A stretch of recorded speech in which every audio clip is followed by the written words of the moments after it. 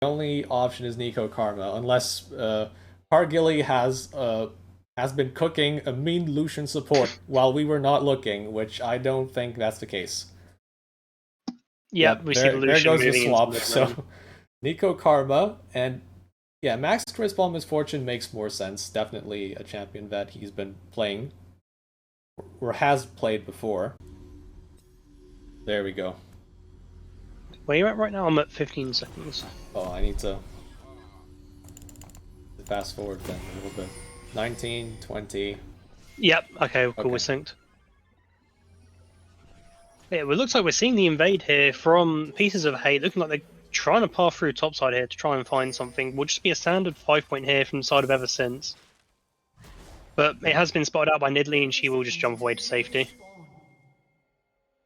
Yep, Rack gets out of base quickly, spots the invade, very nicely done. Like, if he was just AFKing in Tribush, there's a chance he actually gets caught. Yeah, it looks like, again, they're just trying to send as far as possible. They'll get that vision on the red buff there. They should know it's there, so should Vin start topside, we'll be able to sweep that out and get a bit of experience and goal. But looks like he's going to be starting from the blue side here. Both junglers opting for a bot lane or bot side start, clearing through top.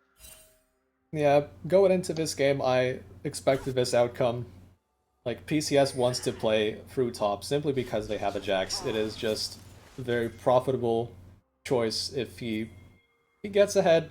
Like, you're looking at a very scary carry champion. And on the other side is like, Ever Since, like, they want to make sure that Rack 96 can play as aggressive as possible on this pick because that's what he's designed to do.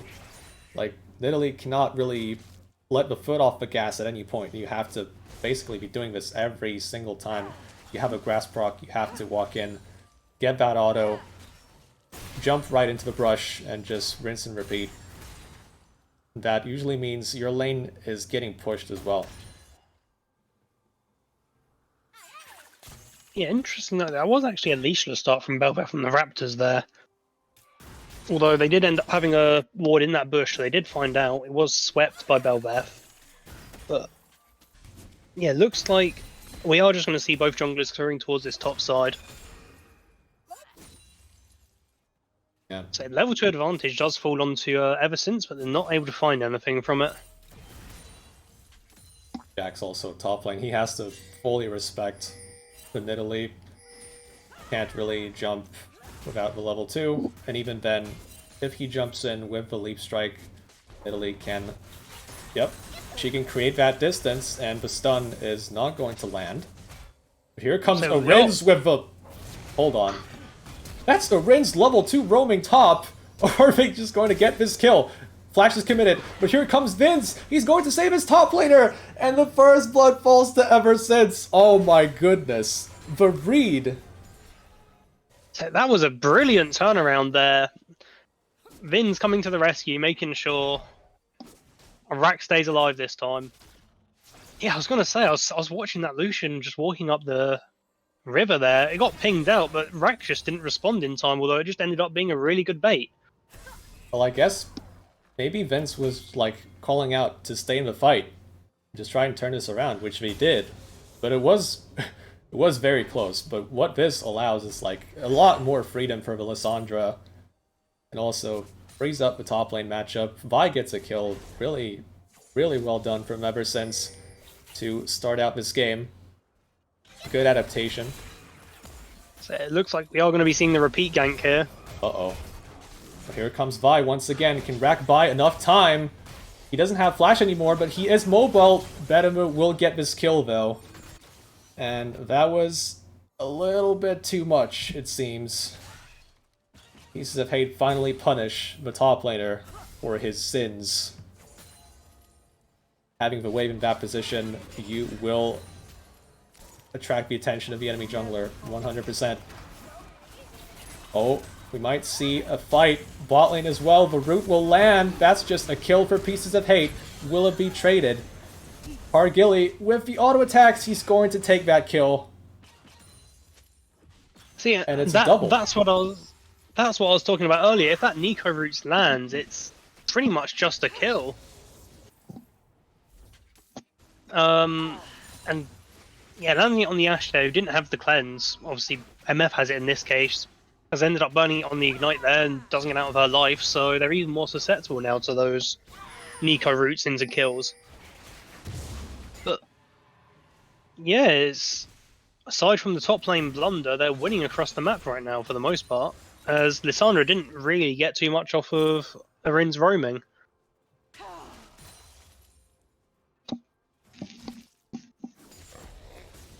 Yeah, this bot lane getting a double kill is very much a welcome sight for Pieces of Hate. I think the bot lane has definitely received the most scrutiny out of all these players, but now they're proving that on their comfort picks they can definitely hold their own and even be winning the lane. Yuna goes in, stuns the Nidalee, but the trade back is vicious. The Nidalee is still very, very capable of trading back with the Sheen. It also has that heal, so it's like you're basically almost always going to be at a disadvantage when it comes to HP.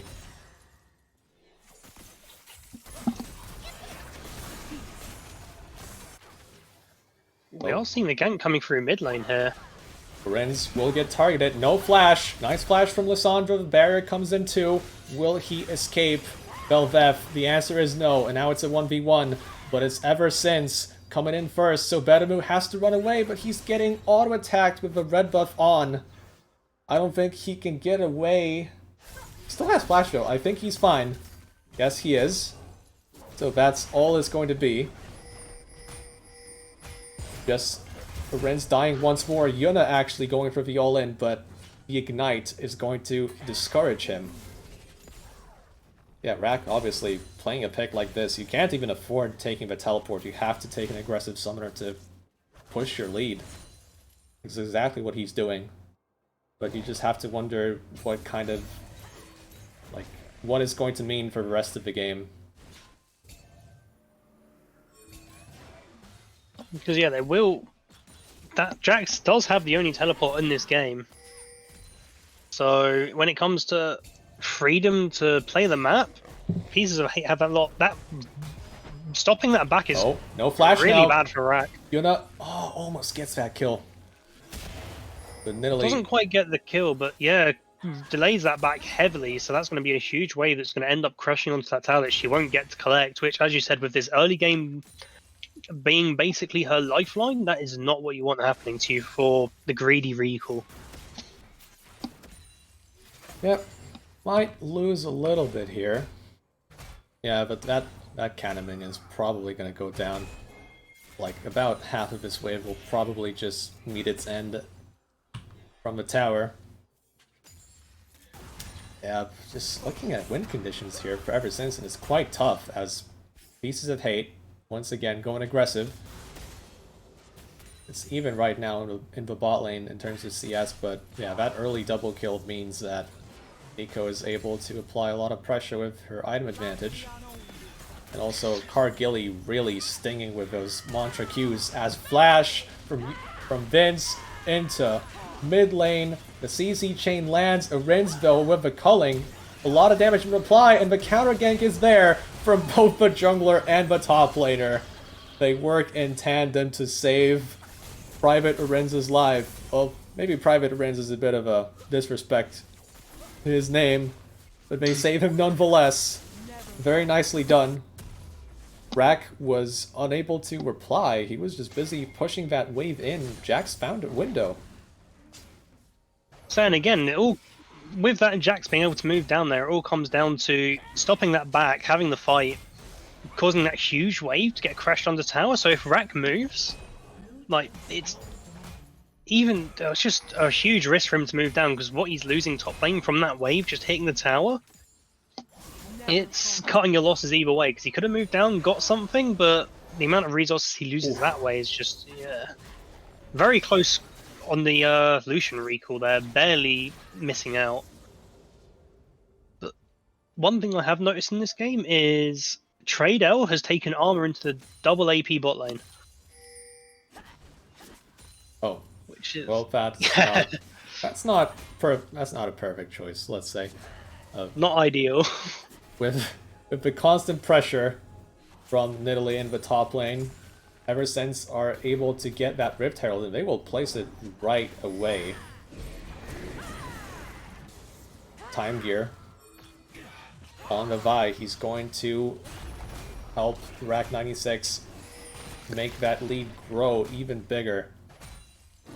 But, oh, that was really close to hitting the Jax. I guess they were trying to set something up on the Jax.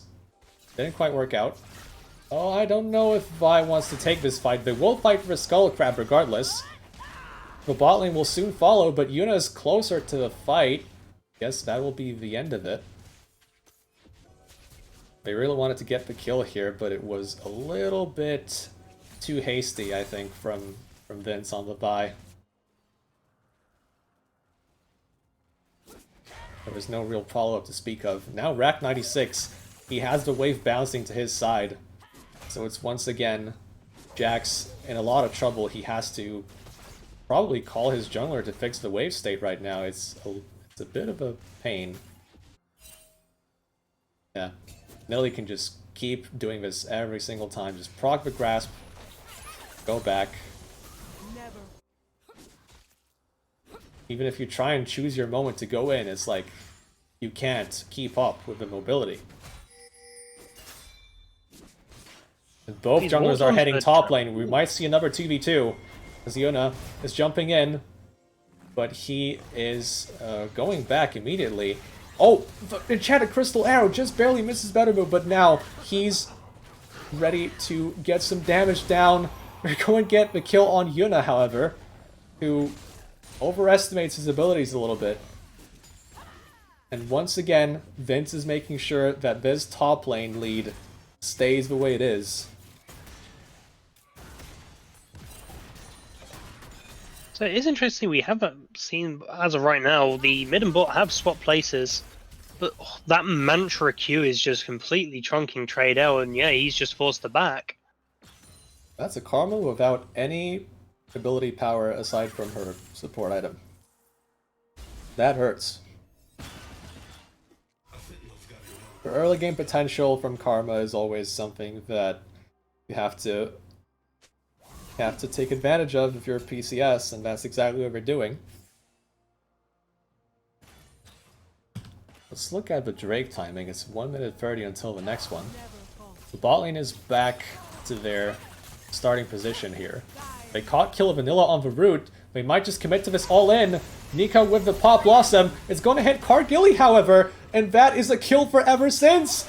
It is the double. It's going to be a trade of kills. 2 for 1 Ever Since. Nicely done from Trade L with that arrow. A little bit of that was a beautiful enchanted crystal arrow there from downtown straight into the into Cargilly there, and allows the trade. Yuna once again jumps in, but it's so frustrating to play against this pick. Now Vince on the offensive, straight onto better move. That's a big bounty. You have to try and take that, but he's going to get away with his flash. Lorenz is there to escort him.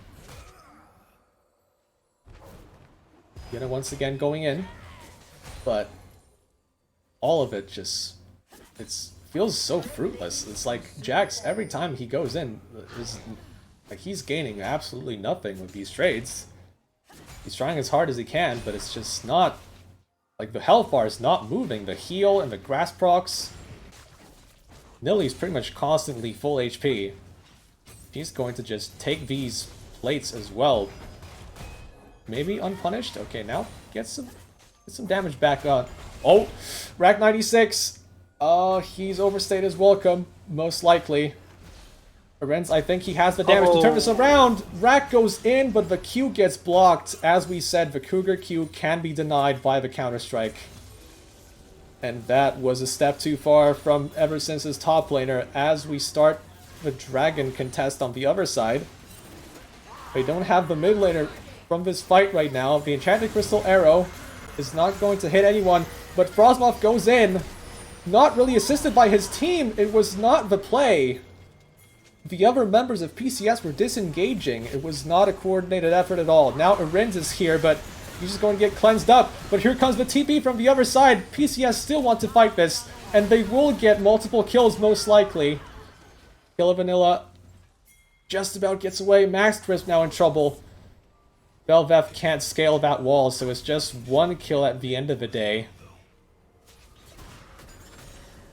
One dragon for one as well. The game's on a knife's edge right now. Yeah, pivotal TP behind the enemy team there from Yuna, again, highlighting just, again, the absence from Rack, where he's had to take the Ignite to make sure his laning phase gone well, or goes well, and it has gone well. I wish I could check how many grass stacks he had right now, because I'm pretty sure it's somewhere in... It feels like it might just be triple digits with how often I've seen it getting procced, but... I could look at the stats. Roan, I guess I can't really check that, but it's okay. Oh, Vince instantly catches a Riz who is really not at the right place at the right time. But now the counterattack from PCS, ever since committing too much to this fight, I think. The Brute is great from Frosmoth. And look at the... Yeah, look at the choke they're fighting in. This is not a good spot for ever since. But, oh, the damage though, from Rack 96, he gets 2 kills. He's going to fall, however, but the counterattack, it is a very, very nasty fight. Casualties on both sides, but it's still PCS who come out on top. It's a 3 for 4 at the end of it. And Betamu is still carrying Bad Bounty with him, scaling up into a monster with these kills. Max Crisp, guess he just wanted to take the long route away from the danger, but he did not path correctly, and he gets executed. I would say a quick base, but not at this point in the game. Vince is not willing to give this Herald away, but he's going to get it with a smite. But now he has nowhere to run, or... No, he saved his Q, actually. He might just get away. If Everfrost is going to dissuade PCS from following up on this. Oh, PCS. They are slowly coming out ahead here.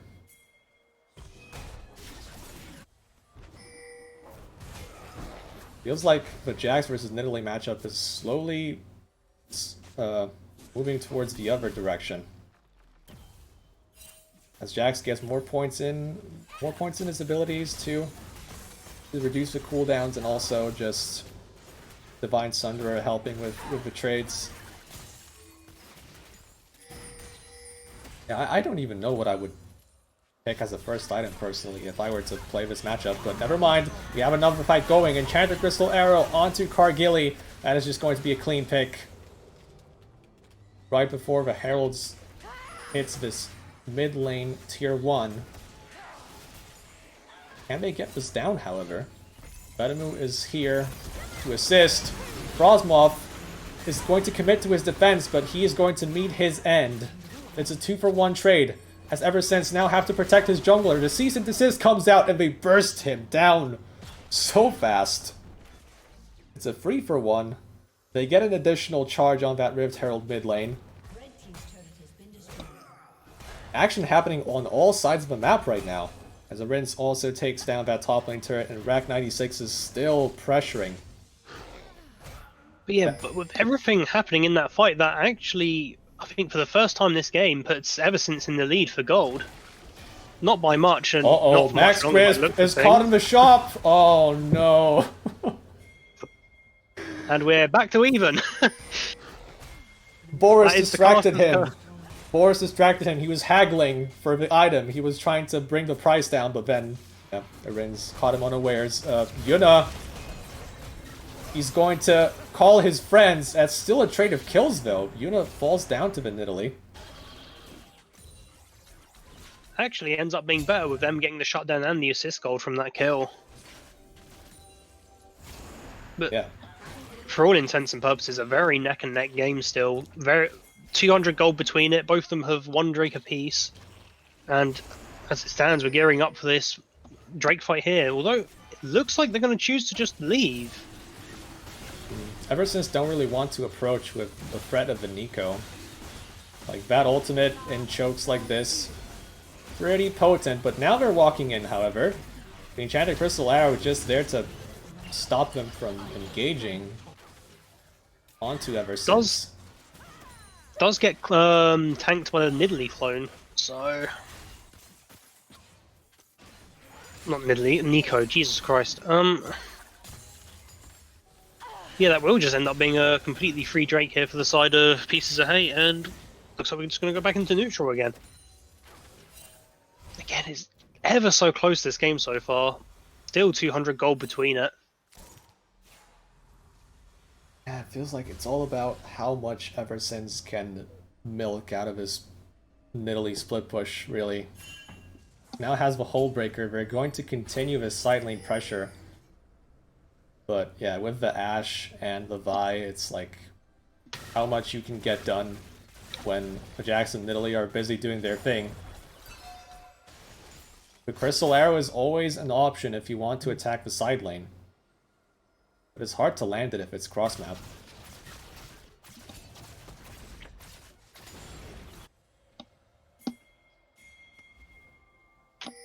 Yeah, it does look like we might potentially be seeing teams gearing up here for the Baron, as they are going to gain vision control with that Umbral Glaive picked up. Oh, it's going to be a 1v2 as Cargilly comes in to assist. They're trying to kill off Rack here. He's going to flash away. 2 people committed to this kill on the Nidalee. They will not get it. Now Eversense trying to force the fight on the other side. Vince really far up. But now the bullet time is really good from Max Crisp. Zones Arins out completely and will lead to a Bedamu kill as well. Arins, is he going to fall next? Not enough damage, it seems. But this might just be the go signal for Eversense to start the objective. But I don't... Do they really have the health bars? Vince is really not healthy right now. As Rack versus Yuna, the 1v1 continues! The Javelin was so good from Rack! Actually follows the flash. He's going to keep going. The counter-strike stuns him. But the last Javelin does not connect. But as we can see, the top lane Nidalee is still very much an issue for Pieces of Hate. So they're really struggling to find an answer to it still. Even with this Jax scaling levels scaling, he still just cannot keep on top of it. The Leap Strike cooldown just isn't low enough for how slippery Nidalee is. And yeah, it's just death by 1,000 cuts. I think what didn't help there was the Grandmaster at Arms was popped during that gank. Oh, we do see a fight breaking out here. Enchanted Crystal Arrow whiffs. Wow. That was cool from Vince. Actually uses the Nico clone to escape. I don't think I've ever seen that one. I was gonna say, I was assuming that was intentional, ulting the Nico clone with the Season Assist just to get himself out of that fight, which did actually work wonderfully, and for such a short cooldown, because of that chainsword into Radiant Virtue, honestly doesn't feel like he's lost too much. 100% accidental? Come on, man. Stop it. That was a cool play.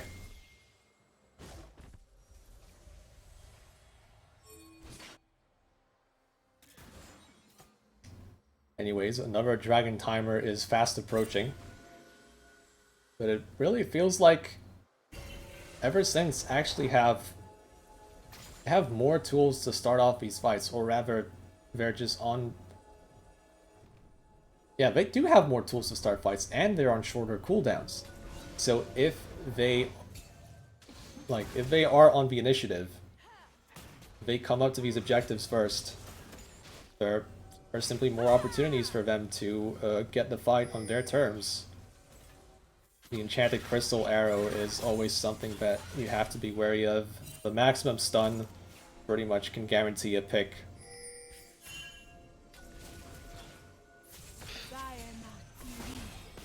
As Eversense now have the setup.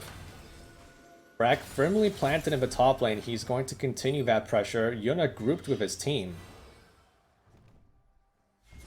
It's 5v4 now. Eversense have to be careful with their approach. As I say that, Vince might just get jumped. The bullet time does hit multiple members, however, and it's a 2-for-1. Killa Vanilla gets 2 kills. PCS in big trouble as the Frozen Brawl hits him as well. Arins is now on less than 50% HP. Frostmoth going in, but his combo whiffs! Gets absolutely nothing as Ever Since continued the pressure. Absolutely nothing from that fight, but now Killer Vanilla goes in. Oh, very risky engage, but he actually stays alive. Now Nico not really threatening anymore without that Pop Blossom, but Trade L will still go down. Perhaps a bit too rash from Ever Since, but they don't lose that much. But now PCS, can they take this dragon? Can Ever Since regroup in time? Arins, he face checks and he face checks and he dies immediately as Rack is stuck in a 1v2 situation. PCS fighting back though. Can they get it? No, they can't. Nico falls right after. And at the end of it all, it should be an Ever Since dragon. They have the jungler on site. They have enough damage. They should be able to take this down fast enough. Yeah, Betamu is not even contesting, actually. I think they're just conceding it. Enchanted Crystal Arrow just there to dissuade the potential steal attempt. Really interesting game, I have to say. From minute one, we're seeing so many crazy things happening. Like, the Nidalee top, basically, just that pick alone is creating many unique situations on the map. And Ever Since really committing to this top lane split push playstyle, something that we don't usually see from UNL teams. Ever Since playing around it beautifully, though, in that fight, they just slowly, obviously, Vin's got engaged on, but they just slowly backed away and set up for the bullet time into the Lissandra AoE, and they all just melted. And who needs a top laner when you can just perfectly execute your fights like that? Again, it's still a very neck-and-neck game despite all of these fights that have happened. Only 500 gold between them in the favour of Ever Since. And again, we're just going to be posturing straight back up to Baron. We see Nidalee walking straight into the bot lane, getting that split ready, especially now that the top lane's completely exposed.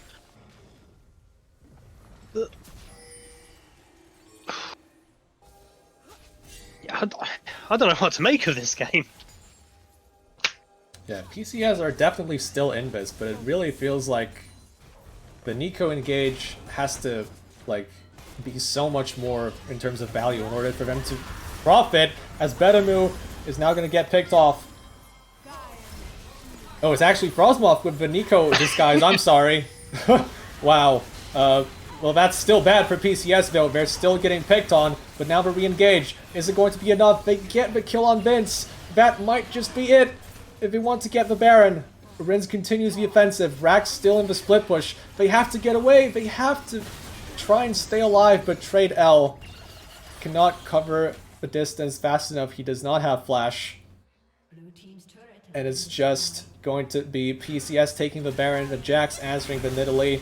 PCS finally breaking apart Ever Since's plan. They get what they wanted. And now Yuna is also fed enough to answer the Nidalee as he finishes the Blade of the Ruin King. And this matchup is officially been flipped on its head. It really feels like Jax is online finally at 28 minutes into the game. The Nidalee was such an annoyance. But now PCS can feel a lot better about their side lane. So everything I was saying about this game feeling really even for them to just that explosive team fight. The Nico clone, well, the Nico disguise perfectly utilized there. They thought they'd just have a free kill on the squishy Belveth. And it ends up being the 2000 HP Nico with an ult, Azonya's, and it just completely baits them out of position. They, just lose the Baron for free there. And a beautiful disguise from Nico, even falling casters. But yeah, as well, watching the Nidalee just get run down by Jax now, it's gone from looking in Ever Since's favour to looking a bit dire. Yeah, if you can't keep this pressure up from Nidalee, what else do you really have left? Although, as I say that, Vince committing to another pick, they're going to pick Cargilly off here, leading straight to the mid lane push, but can they keep going? Is the question. Thing is, they did have to burn 3 of their ults for that kill. Mind you, 2 of them are not long cooldowns between the Seasoned Assist and the Enchanted Crystal Arrow. Yeah, I feel like PCS, they will start the fight, and it's very explosive. So much damage just from the Nico, and they continue the assault. Finally, the team fighting comes up clutch for PCS. And that should be the turning point of this game. They can now get the push going with Baron buff. There is a chance this game just ends, because we've also got the Belveth minions coming in now as well. Yeah, without the minion wave, it's going to be hard. The towers are very tanky. Probably, yeah, it's not game, but they're going to take the inhibitor. That's going to be a lot of value off of this one Baron. But look at what's happening top lane, though. I guess with Rack 96 still being top lane, they think they have what it takes to just end the game right here. Rack is still not recalling. Ever since have to hold it. Can they hold it? The health bars are falling, though, from PCS. They commit to this push and they don't get it. They will not get the Nexus. Ever since hold on to this game. And the dragon is up. Say, Rack did manage to find the inhib there, but the minion wave is just stuck under his own tower, so what could have potentially been game end there? The show will go on, and they have an open Nexus now. So that Jax could just walk into the base and end it in about 3 seconds. But yeah, they have a chance here to get some structures of their own. They're leaving the dragon for the moment. It looks like they're going to try and go for the inhib before they all respawn. So there will be the tower going down, and yeah. Yep, this should fall, although they have to be careful. Yep, Crystal Arrow just trying to stop them from engaging onto Ever Since, but it looks like they went too far and they will pay the price. Oh my goodness, that was not it. They lose 3 members. The death timers are enough. This should just be game. Such a turnaround from Ever Since, only to waste it all. Just going for the inhibitor. Ben's trying to corral the wave, but it's just the Nexus. None of this really matters if it's just the Nexus standing. Like, I understand what Vince is trying to do, but it will not mean a thing in the end. Rack is unable to stop the Nexus from falling. I don't think he can kill both Nico and Karma at the same time. This is just GG. Ever Since they played the map for so long, they played with the side lane threat on the Nidalee, but they made one too many missteps. And PCS just going for a little bit more of a traditionalist approach, especially with their picks, their comfort picks. They come out on top of this one.